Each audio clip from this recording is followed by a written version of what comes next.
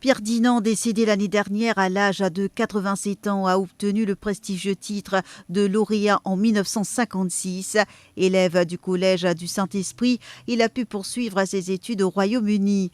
Par la suite, il est devenu expert comptable et s'est engagé activement dans des débats d'envergure sur l'avenir financier et économique de la nation, raconte son épouse Monique. Mon mari, Pierre Dinan, qui est mort l'année dernière, il tient lauréat. Et ça fin permettre de faire un joli chemin dans la vie. Il est capable d'étudier en Angleterre. Il devient un expert comptable. Et quand il retourne Maurice, ce travail, il permet de prendre position sur beaucoup de questions concernant l'avenir financier et économique du pays. Ce bon commentaire, toujours tu bien écouté, bien tenu en ligne de compte, et d'ici capable apporte sa contribution leur devenir l'île Maurice. Il fait dit de façon très sincère, mais très virile, il exprime vraiment ce point de vue. De son côté, Monique Dinan n'a pas obtenu de bourse après avoir passé les examens du HSI. Cependant déterminée à poursuivre ses études, elle a contracté un prêt et est partie en Irlande où elle a obtenu son premier diplôme. Par la suite, une bourse lui a été attribuée, ce qui lui a permis de se rendre au Canada où elle a décroché sa maîtrise. Moi, je prends l'examen HSI et moi, pas gagné la bourse. Et ça, c'est une grande déception pour ma famille parce qu'il nous tient 11 enfants. Mon grand frère il gagne la bourse, mon sœur après moi il gagne la bourse, mais moi, je me suis dit de continuer mes études. Et c'est ce qui me fait faire.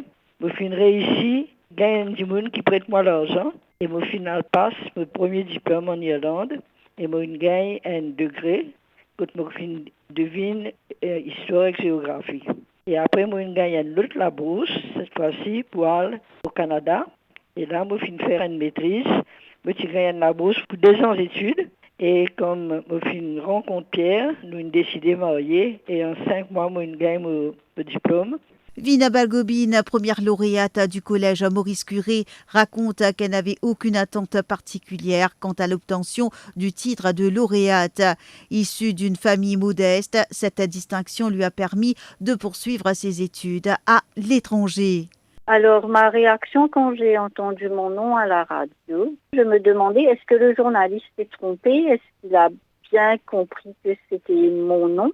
Et après, je l'ai entendu une deuxième fois, comme on répétait le même nom. À ce moment-là, j'étais sûre qu'il n'y avait pas d'erreur. Mais comme je n'avais aucune attente à ce niveau, donc c'était une très belle surprise, surtout en termes financiers, parce que, étant donné que j'appartenais à l'époque au lower middle class, c'était à coup sûr que j'allais pouvoir continuer des études dans un pays à l'étranger.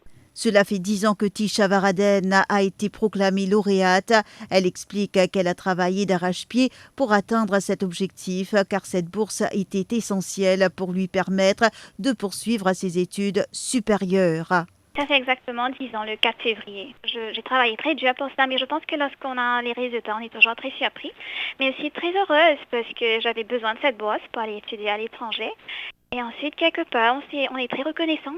J'ai ma grand-mère qui m'a énormément soutenue, ma maman, mon petit frère. Donc, énormément de reconnaissance envers tous ceux qui ont été là avec moi. L'histoire de ces anciens lauréats met en lumière l'importance des bourses pour accéder à l'éducation supérieure, un levier essentiel pour façonner l'avenir du pays.